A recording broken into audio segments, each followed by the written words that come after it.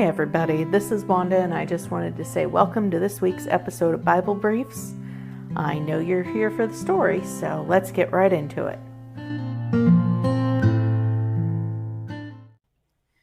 So Joshua and the Israelites were camped on the east side of the Jordan River.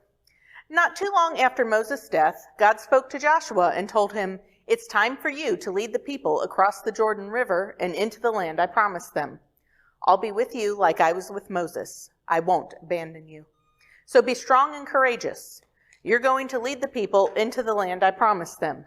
Be careful to obey all my instructions. Meditate on my law day and night so you know and obey everything in it. Then you'll succeed in all you do. I've commanded you. Be strong and courageous. Don't be terrified or discouraged, for I am with you wherever you go." Joshua's first order of business was to send 2 spies to scout out the area immediately across the river, including the city of Jericho. The 2 men reached Jericho and found lodging with a prostitute named Rahab, whose home was built into the city wall. But the king of Jericho heard about the spies and summoned Rahab and commanded her to turn the spies over to him. She lied and said the men had already left town, but if the king sent men after them, he should be able to catch them. Rahab returned home where she'd hidden the spies and told them that everyone in town was absolutely terrified because they knew God had given them this land. They'd heard about how God split the Red Sea and about the kings who thought it was a good idea to attack the Israelites in their travels and were wiped out.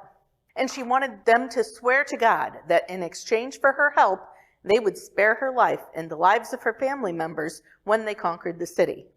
And they agreed that, as long as she didn't double-cross them, any family members who stayed inside her house would be under their protection when they conquered the city. Then she ran a red rope through her window and down the outside of the city walls. They climbed through to escape the city and told her to leave the rope hanging in the window to mark her house when they conquered the city. The spies hid in the hills for 3 days before returning to their camp and telling Joshua, "God has already given us this land. The people are all terrified of us." Then Joshua told the people to purify themselves because the next day God was going to perform wonders among them. The next morning they struck camp, and Joshua told the priests who carried the Ark of the Covenant to lead the way across the river. As soon as the priests stepped into the river, God stopped the water some ways upstream, and the water drained downstream so that the people could cross the river on dry ground. After all the people had passed by, the priests finished crossing, and when they came out of the riverbed, the water returned, just as it had been. They camped that night at Gilgal and set up a pile of stones as a memorial of the miracle they had seen that day. But before they set about the work of conquest, there were a few things they needed to take care of. None of the men born in the wilderness after they left Egypt had been circumcised. God commanded Joshua to circumcise them, and they stayed in camp for a few days healing up. Then it was time to celebrate Passover. The morning after Passover, they started eating food they harvested from the land, and the manna stopped and was never seen again.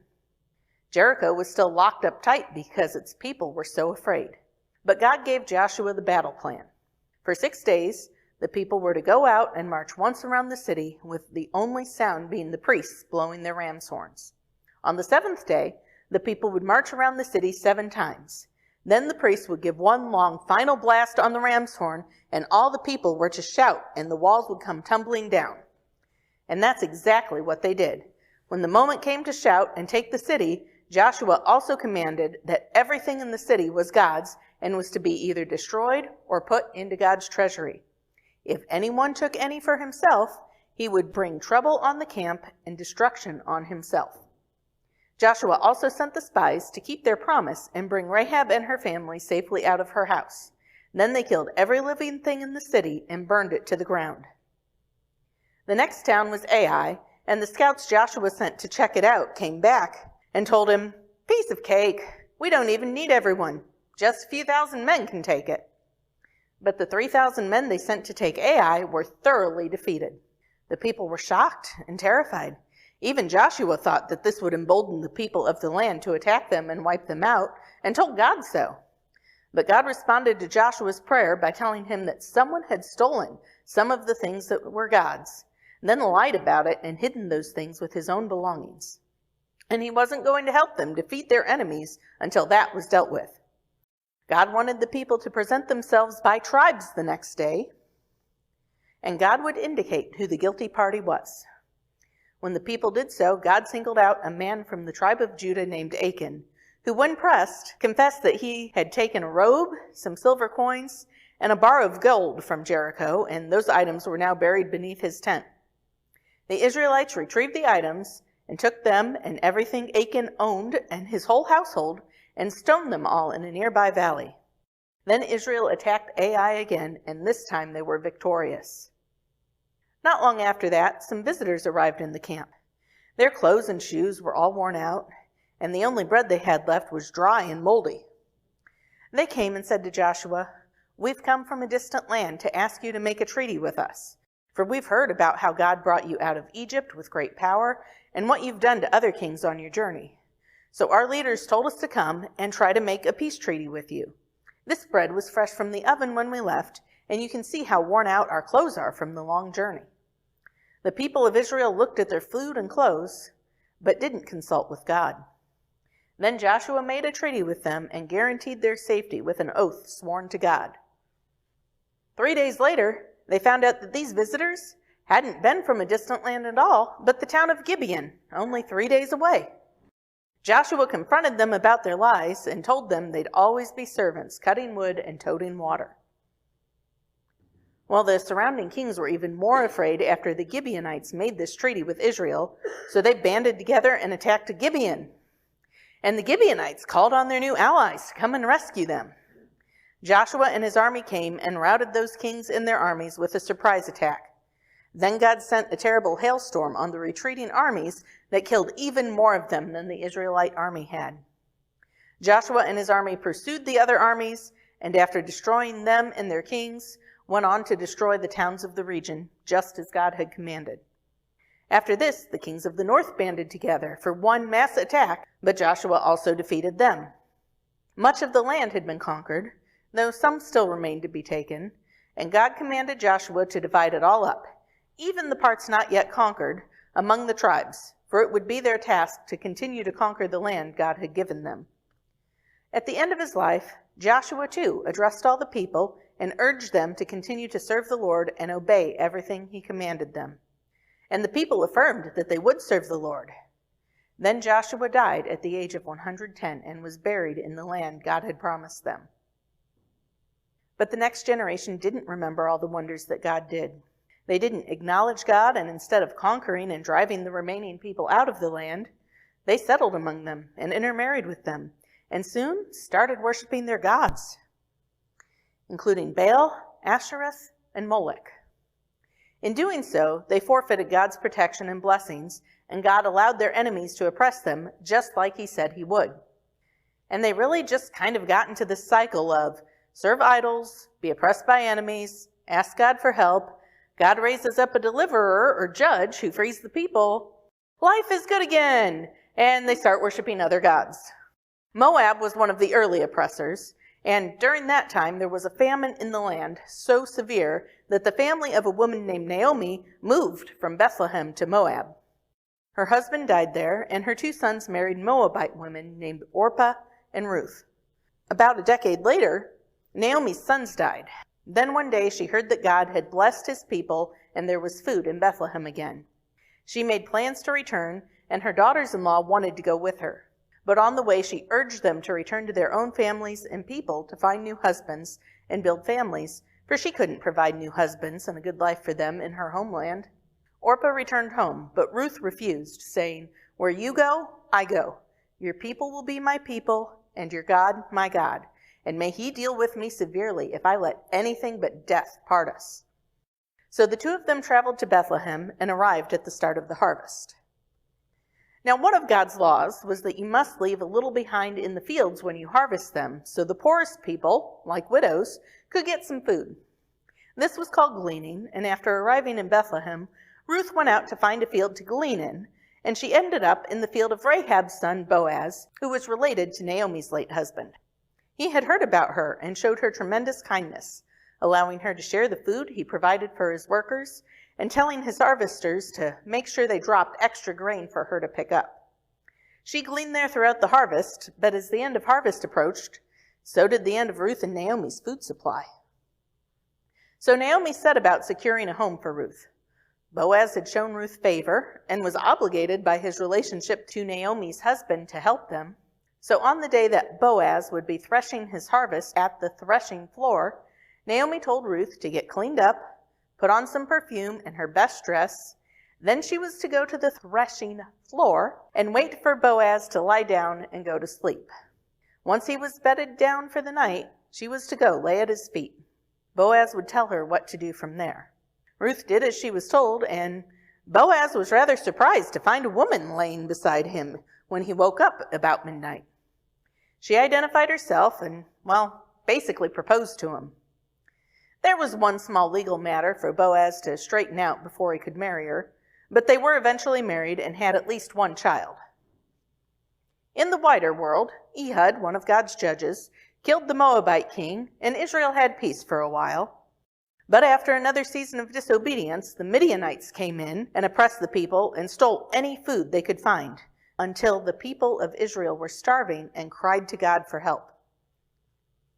And God's angel appeared to a man named Gideon, who was threshing wheat at the bottom of a winepress in hopes of hiding it from the Midianites. And God tells him that God has chosen him to deliver Israel from Midian. But Gideon protests that he's the least of the least, so how could he ever do that? After he prepares an offering and the angel burns it up with just a touch of his staff, Gideon is convinced that it's really God speaking to him. Later that night, God speaks to him and tells him to tear down his father's altar to Baal, build an altar to God in its place, and sacrifice a bull on it. Gideon was afraid and did this at night. The next morning, the people are infuriated and ready to kill Gideon, but his father pacifies them by saying, "If Baal's really a god, then let him fight his own battles." Shortly after this, a huge army of Midianites and their allies advanced. God's spirit came upon Gideon, and he started gathering an army, but he was still unsure. So he asked God for another sign. He put some wool out on the threshing floor overnight, and in the morning, if he found the wool wet but the ground dry, he'd know God was going to help him. Next morning, the wool was soaked, so soaked he could wring a whole bowl of water out of it. But he was still uncertain, so he asked God to do the opposite for the next day. Dry wool, wet ground. And God did that too. So Gideon and his army of 32,000 set off the next morning, but God spoke to him by a spring to tell him he had too many men, and he should tell everyone to go home if they were afraid. 22,000 of them took off at that, and he had only 10,000 left. But God said that that was still too many and set up the next test. The men were to drink from the spring, and Gideon was to separate the men who scooped up the water in their hands and lapped it up from the men who stuck their faces right into the water to drink. 300 used their hands, and the rest drank with their faces in the water. God said 300 was enough, and to send all the other men home. Gideon divided his 300 men into 3 groups, and gave each man a horn and a clay jar with a torch inside. They quietly surrounded the enemy camp, and just after midnight, they all broke open the jars and blew the horns and shouted, "A sword for God and for Gideon!" At this, there was panic in the enemy camp, and God caused them to start fighting each other. Those who weren't killed fled, and Gideon pursued and executed their leaders. The people were ready to make Gideon their leader, but Gideon refused, saying that God was their ruler. The land was at peace for the rest of Gideon's life. Predictably, sometime later, the people again rebelled against God, and this time God handed them over to the Philistines who oppressed them. God's angel appeared to a childless couple and told them that they were going to have a special son who was to be dedicated to God from birth. Because of this, she must avoid grapes and all their products, as well as all alcoholic beverages and foods prohibited by God's law while she was pregnant. And after her son was born, his hair must never be cut. When he was born, she named her son Samson, and God blessed him as he grew up. Then one day, Samson saw a beautiful Philistine girl and decided he wanted to marry her. His parents objected, but God had a plan. So Samson and his parents went to discuss the terms of the marriage, and as those were being finalized, Samson threw a big party that lasted for a week.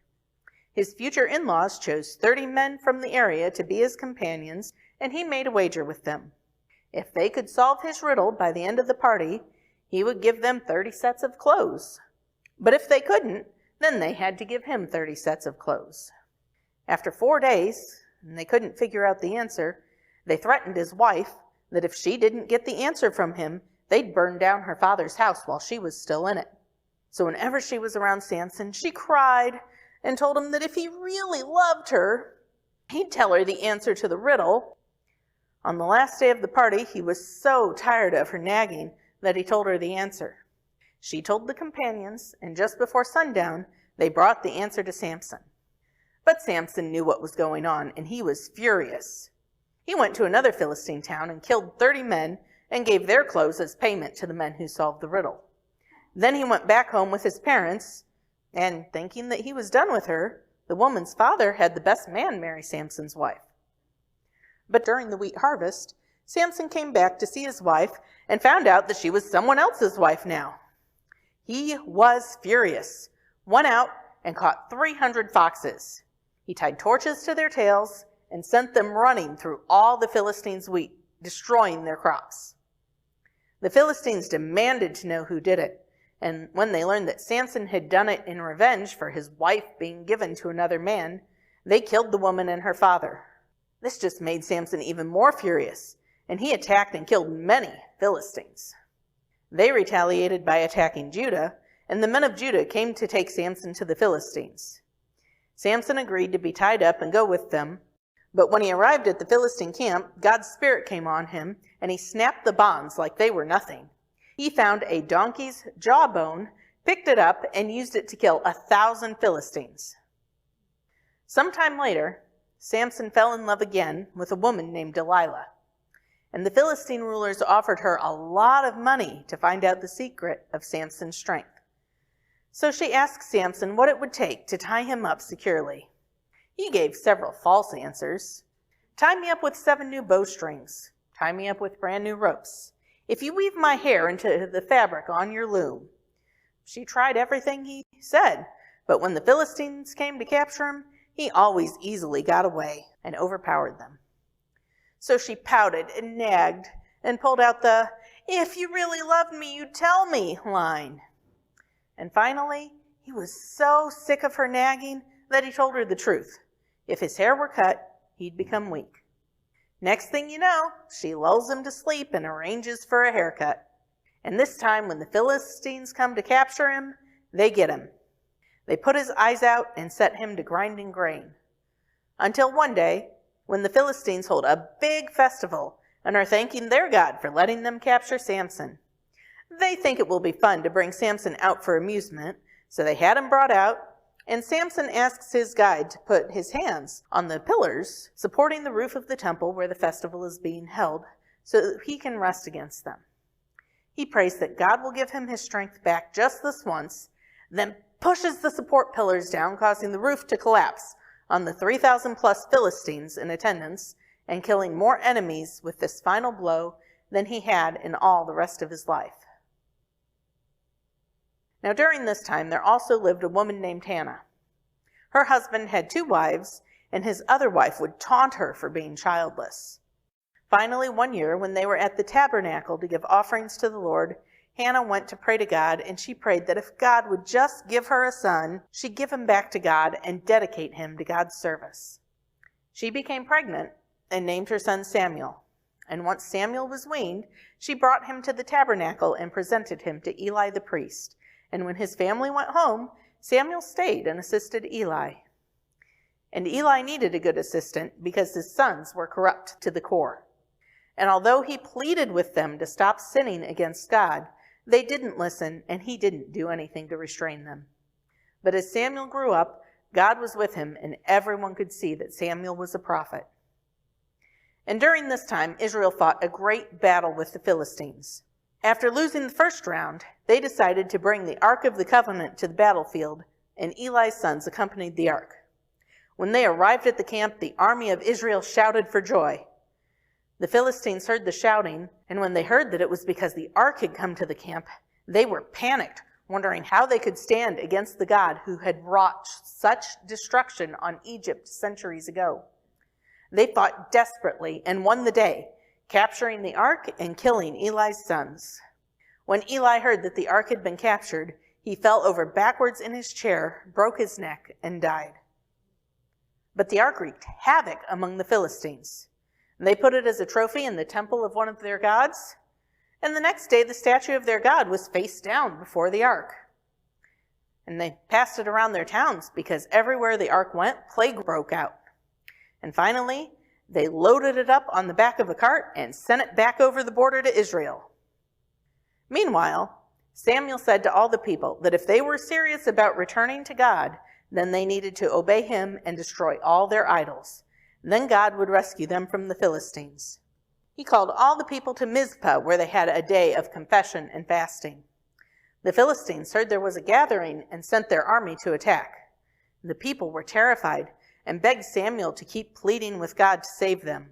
When the Philistines arrived, God thundered from heaven and threw them into confusion. They were defeated and didn't invade again for some time. For the rest of Samuel's life, he served as Israel's judge, and God opposed the Philistines.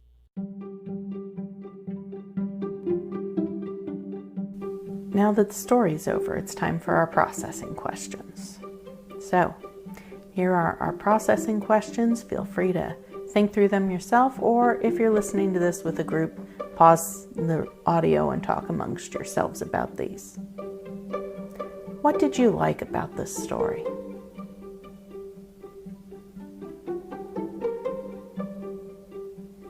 What did you not like or find confusing and uncomfortable in this story? What did you learn about God from this story? What did you learn about people from this story? And what does God want you to do in light of this story?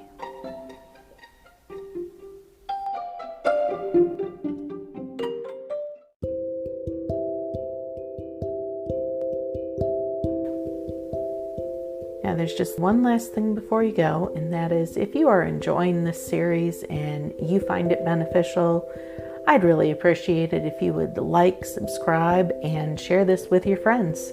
And I will catch you on the next episode of Bible Briefs.